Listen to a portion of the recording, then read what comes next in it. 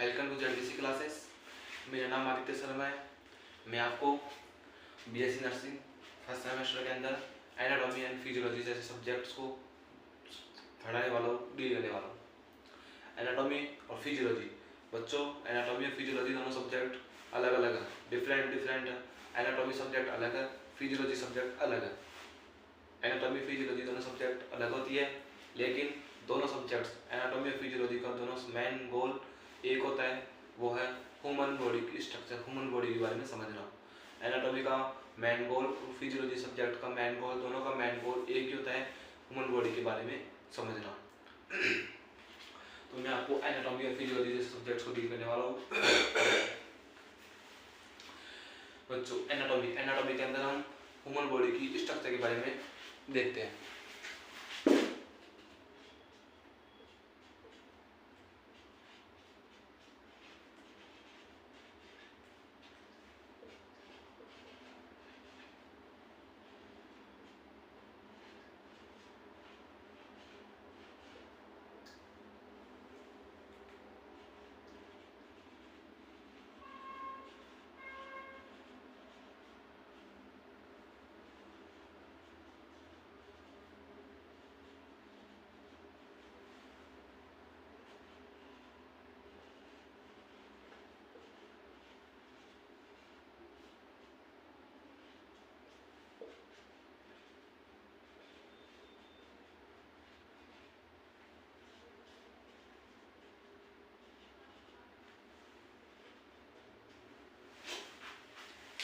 बच्चों, एनाटॉमी और फिजियोलॉजी दोनों सब्जेक्ट का मेन गोल एक होता है, ह्यूमन बॉडी के बारे में जानना।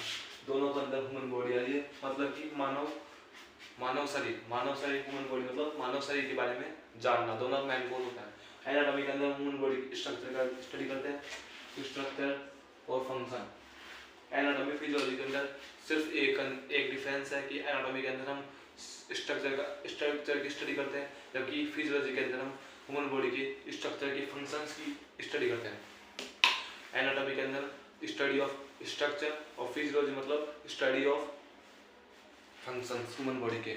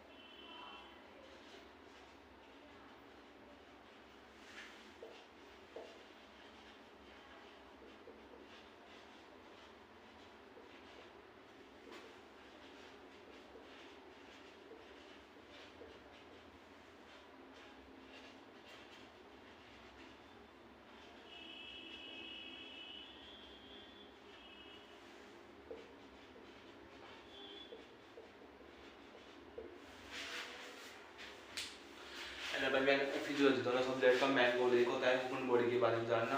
एनाटॉमी के अंदर ह्यूमन स्ट्रक्चर, ह्यूमन मानव शरीर के बनावट के बारे में जानते हैं, ह्यूमन बॉडी की मानव शरीर के बनावट के बारे में स्टडी करते हैं। फिजियोलॉजी के अंदर मानव शरीर के बनावट ऐसी है, लेकिन उसके कार्य, उनके क्या क्या कार्य है, उनके क्या क्या फंक्शन है, उसके बारे में फंक्शन स्टडी करते हैं एनाटॉमी फिजियोलॉजी के अंदर। तो बच्चों, मैं आपको एनाटॉमी फिजियोलॉजी आप समझ चुके हैं एनाटॉमी फिजियोलॉजी का मीन क्या होता है। अब मैं आपको बताता हूँ, मैं आपको एनाटॉमी फिजियोलॉजी दोनों सब्जेक्ट पढ़ाने वाला हूँ। बच्चों, बीएससी नर्सिंग फर्स्ट सेमेस्टर के अंदर anatomy, physiology, sociology, psychology.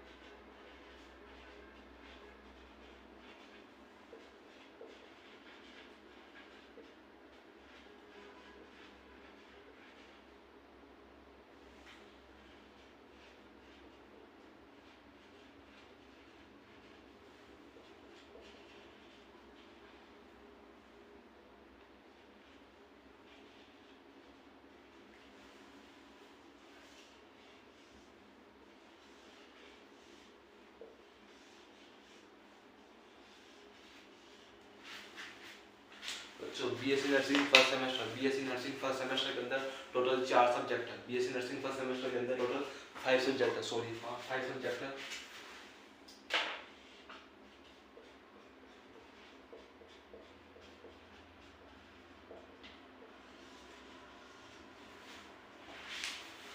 BSc nursing first semester के अंदर टोटल 5 सब्जेक्ट है। Anatomy, physiology, sociology, psychology, fundamental of nursing first. इसका मतलब इसका पूरा नाम क्या होता है?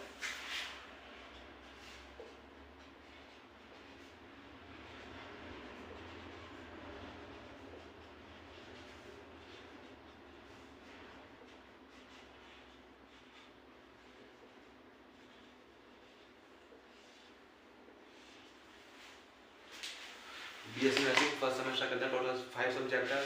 Anatomy, physiology, sociology, psychology, fundamental of nursing first. तो बच्चों बीएससी नर्सिंग फर्स्ट सेमेस्टर के अंदर टोटल 5 सब्जेक्ट है, लेकिन एग्जाम मेन एग्जाम होती है जो यूनिवर्सिटी एग्जाम लेती है, उसके अंदर टोटल 4 सब्जेक्ट आती है।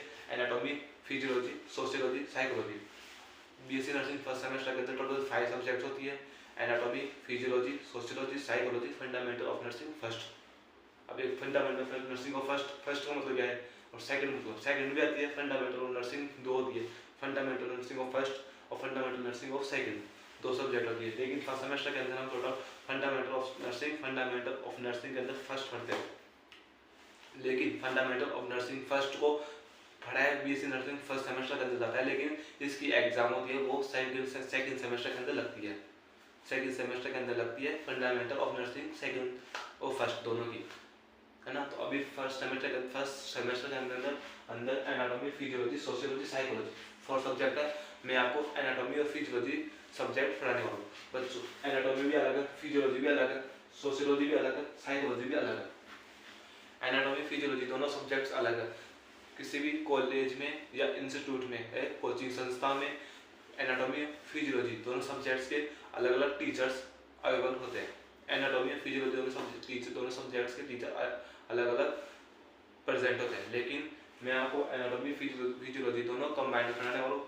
जैसे कि मैंने एनाटॉमी के अंदर आपको पढ़ाया कि एनाटॉमी के अंदर मैंने पढ़ाया कि आपको नोज के बारे में, नाक की स्ट्रक्चर बताई। एनाटॉमी के अंदर मैंने आपको नोज की स्ट्रक्चर बताई, तो साथ में मैं आपको नोज के फंक्शंस भी पढ़ाता चलूँगा।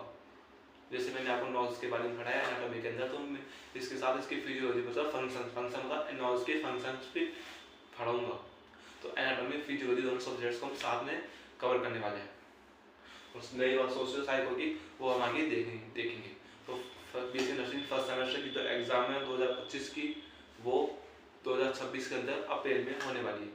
उसी के लिए हम एनाटॉमी, फिजियोलॉजी सब्जेक्ट्स को स्टार्ट करने वाले हैं। तो स्टार्ट करते हैं। आप इसका स्क्रीनशॉट ले सकते हो। Anatomy, physiology, sociology, psychology. अब सबके अंदर लॉजी आ रहा है, तो उसका मतलब क्या है? लॉजी का मतलब क्या होता है? स्टडी करना।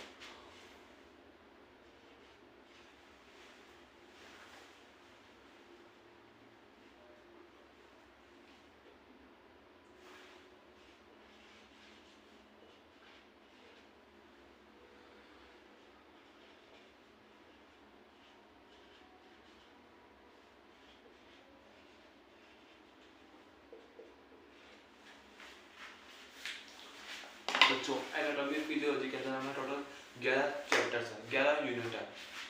एनाटॉमी फिजियोलॉजी के अंदर टोटल 11 यूनिट है। फर्स्ट यूनिट है रेस्पिरेटरी सिस्टम, दूसरा digestive system, third lymphatic system, fourth endocrine system, fifth renal system, six reproductive system, seven skeletal system, 8 nervous system, 9 cell के बारे में, देन सेंसरी ऑर्गन, 11 आपको बतानी है। आपको सर्च करना है कहीं से भी और आपको कमेंट भी करना है कि इनमें से ये कोई क्रम वाइज नहीं है। ये एनाटॉमी फिजियोलॉजी के अंदर टोटल 11 यूनिट है। 11 यूनिट नाम में 10 यूनिट्स के नाम मैंने लिख दिए, आपको 11 यूनिट का नाम बताया। अब ये नहीं है कि 11 यूनिट का नाम मैंने इनमें से लिख चुका है, ये कोई भी सेल सीक्वेंस में मैंने नाम नहीं लिखे हैं। मैंने 11 यूनिट है टोटल एनाटॉमी फिजियोलॉजी के अंदर, मैंने किसी भी यूनिट का नाम सीक्वेंस में नहीं लिखा है, मैंने ऊपर नीचे सुपीरियर इन्फीरियर में लिखा है। आपको देखना है कि इनमें से कौन सा सिस्टम है जो हमारा बच गया, वो आपको बताना है कमेंट के अंदर कि सर आपने ये सिस्टम छोड़ दिया, वो आपको आगे काम है। तो बच्चों एनाटॉमी फिजियोलॉजी के अंदर टोटल 11 सब्जेक्ट 11 यूनिट है। Respiratory system, digestive system, renal system, lymphatic system, endocrine system, skeletal system, nervous system, reproductive system और एक बच गया, वो आपको बताना है कमेंट बॉक्स में। तो बच्चों आज हम सबसे पहले रेस्पिरेटरी सिस्टम स्टार्ट करने वाले हैं। टोटल 11 सिस्टम है। सबसे पहले रेस्पिरेटरी सिस्टम है। अब रेस्पिरेटरी सिस्टम एक यूनिट है जिसके अंदर हम रेस्पिरेटरी सिस्टम के बारे में कंप्लीट स्टडी करेंगे। आप इसका स्क्रीनशॉट ले सकते हो।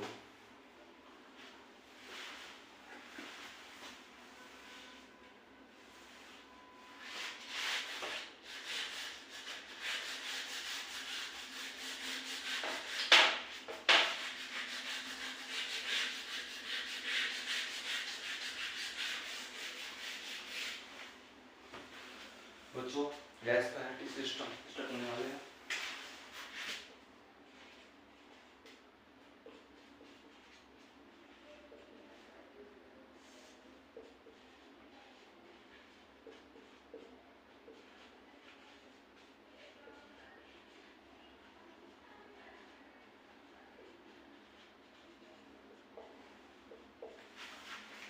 मैंने आपको anatomy physiology subject physiology subject पढ़ाने वाला हूँ। मैं आपको एनाटॉमी फिजियोलॉजी के अंदर टोटल 11 यूनिट है, वो जिसके नाम मैंने आपको बता दिया कि 11 यूनिट कौन कौन सी है।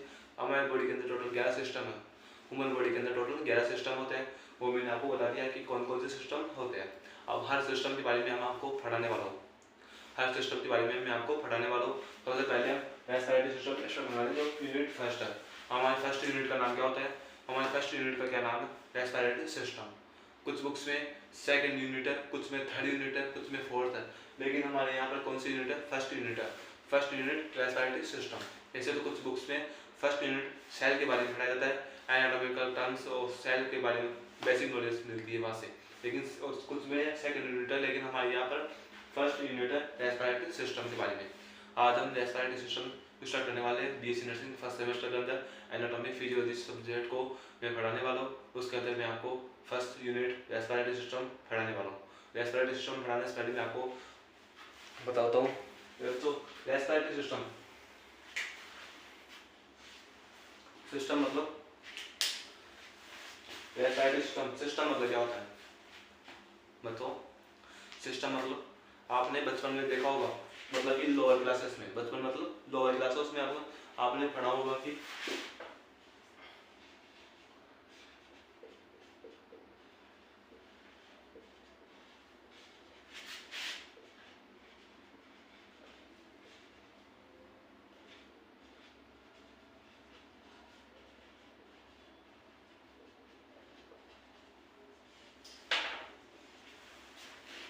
मैंने आपको क्या पूछा था कि रेस्पिरेटरी सिस्टम का अर्थ क्या होता है, सिस्टम का मतलब क्या है। मैंने आपको पूछा कि सिस्टम का मतलब क्या होता है, फिर मैंने आपको बताया कि सिस्टम आपने लोअर क्लासेस में पढ़ा होगा, जैसे कि 11th 12th में आपने कन्फर्म है, आपने 11th 12th की एनसीईआरटी के अंदर फर्स्ट चैप्टर 11th क्लास का फर्स्ट चैप्टर है, उसके अंदर सिस्टम का मीन दे रखा है।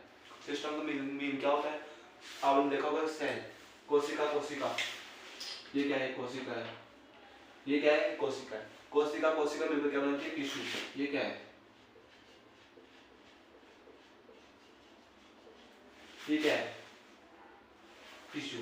मतलब कि कोशिका कोशिका मिलकर एक कोशिका है, वो कोशिका है, सेल है। अगर एक जगह ये 5, ये क्या है, 5 कोशिका है, 5, ये मान लो एक कोशिका है तो इसका क्या बोलेंगे हम, सेल है ये। लेकिन अगर 5 कोशिका है, 5 कोशिका मिलकर इसका 5 का नाम, जैसे कि क्लास है, क्लास के अंदर 5 लड़के हैं, एक क्लास के अंदर 5 लड़के, जैसे कि एक टॉयलेट क्लास है, क्लास के अंदर 5 लड़के हैं, मोहन, सोनू, मोनू, करण, अर्जुन, सब अलग अलग नाम के 5 लड़के हैं।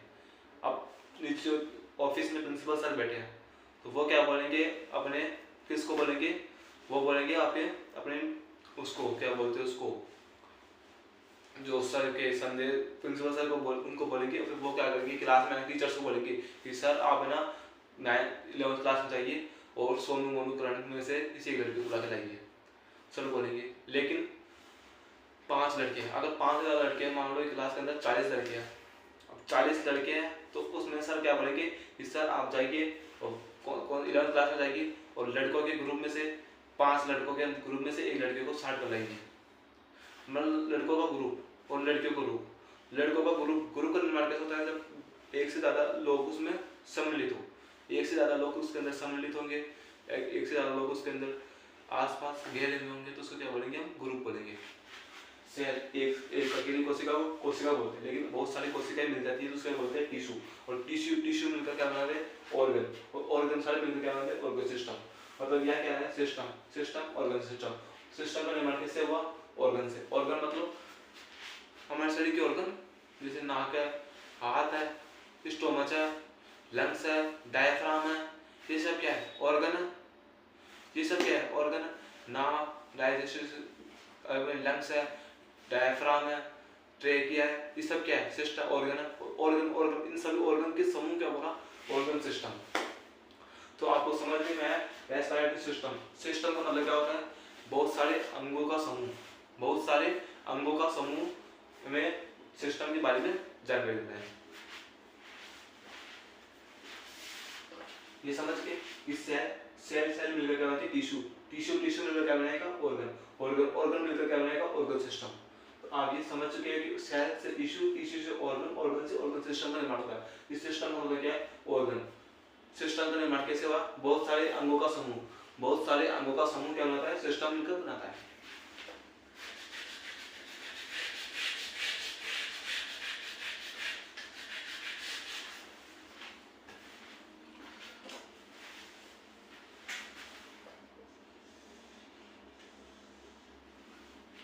बच्चों मैंने आपको क्या बताया, सिस्टम मतलब अंगों का समूह, मतलब कि ऑर्गन्स का ग्रुप ऑफ ऑर्गन। अंगों का समूह मतलब ग्रुप ऑफ ऑर्गन्स। सिस्टम का मतलब क्या होता है, ग्रुप ऑफ ऑर्गन्स।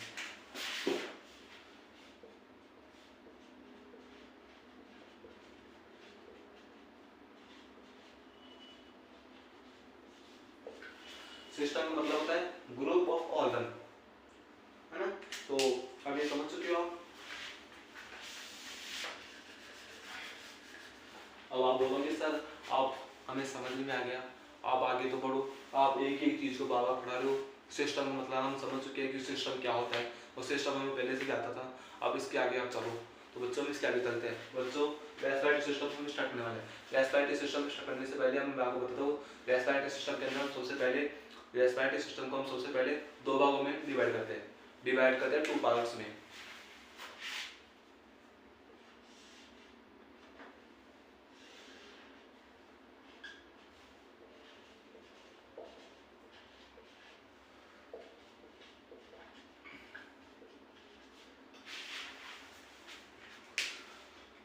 बच्चों रेस्पिरेटरी सिस्टम को हम 2 पार्ट्स में डिवाइड करते हैं, upper respiratory system, lower respiratory system. Upper respiratory system, lower respiratory system. Respiratory system को के कितने 2 भाग है, 2 भाग है, 2 पार्ट्स होते हैं, अपर पार्ट, लोअर पार्ट। अपर यानी ऊपर वाला, लोअर यानी नीचे वाला। अपर यानी ऊपर वाला, लोअर यानी नीचे वाला। समझ गए, अपर पार्ट और लोअर पार्ट। अब अपर पार्ट के भी कुछ टाइप्स है और लोअर पार्ट्स के भी कुछ टाइप्स है। जैसे कि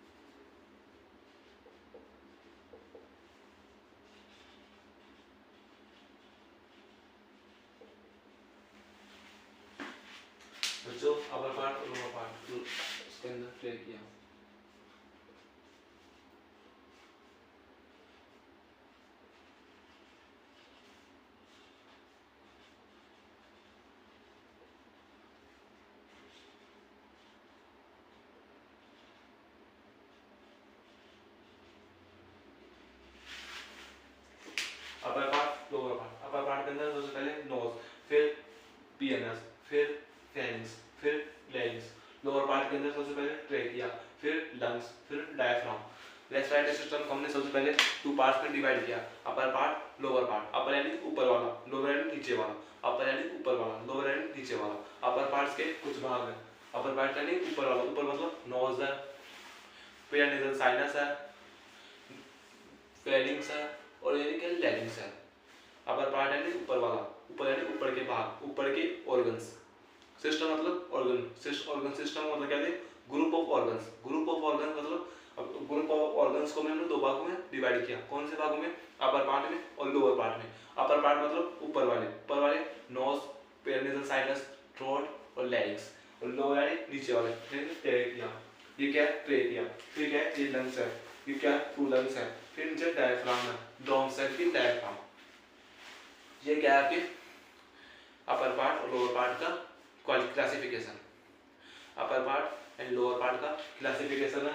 रेस्पिरेटरी सिस्टम को टू पार्ट्स में डिवाइड किया, अपर पार्ट और लोअर पार्ट। अपर यानी ऊपर वाला, ऊपर मतलब नोज, फिर पेरिनेसल साइनस, फिर फेरिंग्स, फिर लैरिंग्स। अब लोअर पार्ट के अंदर ट्रेकिया, फिर लंग्स, फिर डायफ्राम। अब बच्चों आपको ये सब ऐसे समझ में आएगा सर ट्रेकिया क्या होता है, लंग्स क्या होता है, डायफ्राम क्या होता है। मैं आपको अभी डायग्राम बना के फिर डायग्राम से शो करता हूँ कि क्या है। अब इसका स्क्रीनशॉट ले सकते हो।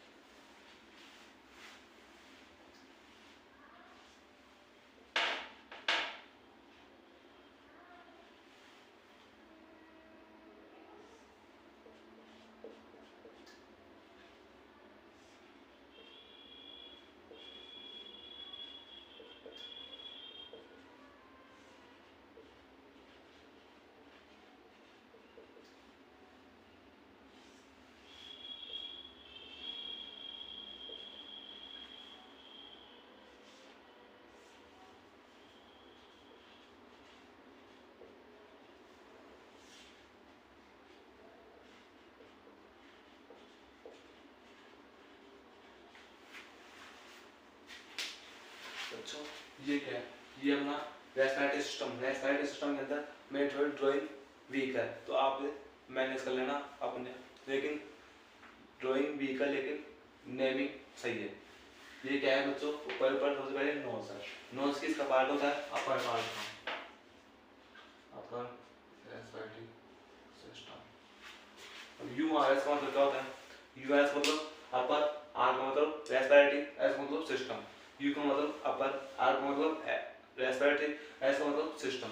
नोज किसका पार्ट होता है? अपर रेस्पिरेटरी सिस्टम का। पीएनएस किसका भाग है? अपर रेस्पिरेटरी सिस्टम का।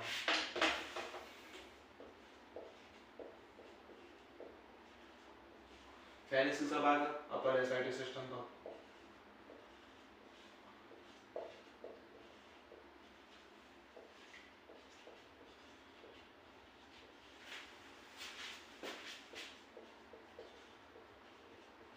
Respiratory system, lower respiratory system. Upper respiratory system का मतलब क्या होता है? ऊपर वाला।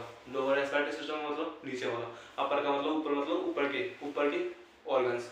मैंने सिस्टम का मतलब क्या समझाया आपको? Group of organs. सिस्टम का मतलब क्या होता है? Group of organs. तो अपर रेस्पिरेटरी सिस्टम मतलब ऊपर वाले ऑर्गन्स का समूह। अपर यानी अपर रेस्पिरेटरी सिस्टम, ऊपर वाले ऑर्गन्स, अंगों का समूह। नोज, पेरिनेसल साइनस, फेरिंक्स और लैरिंक्स। ये क्या होता है? Upper respiratory system. और नीचे वाला lower respiratory system, trachea, lungs और डायफ्राम। ट्रेकिया, लंग्स, डायफ्राम, ये क्या है? लोअर रेस्पिरेटरी सिस्टम है। तो हमारा रेस्पिरेटरी सिस्टम के अंदर हमने क्लासिफिकेशन कंप्लीट कर दिया है। और ये रेस्पिरेटरी सिस्टम का थोड़ा सा टेढ़ा मेढ़ा, वीकनेस, बिल्कुल कमजोर रेस्पिरेटरी सिस्टम का पहला नमूना डायफ्राम है। अगर आपको एनाफीजी समझनी है तो डायग्राम्स के ऊपर काफ़ी ज़्यादा प्रैक्टिस करनी होगी। ये देख लो, मेरी डायग्राम की प्रैक्टिस बहुत वीक है। अगर आपको भी अगर डायग्राम्स स्ट्रॉन्ग करने हैं, एनाटॉमी फिजियोलॉजी सब्जेक्ट को स्ट्रॉन्ग करना है, तो डायग्राम्स के ऊपर काफ़ी स्टडी करनी होगी, काफ़ी मेहनत करनी होगी। आप भी करिए, मैं भी करूँगा, साथ साथ करेंगे।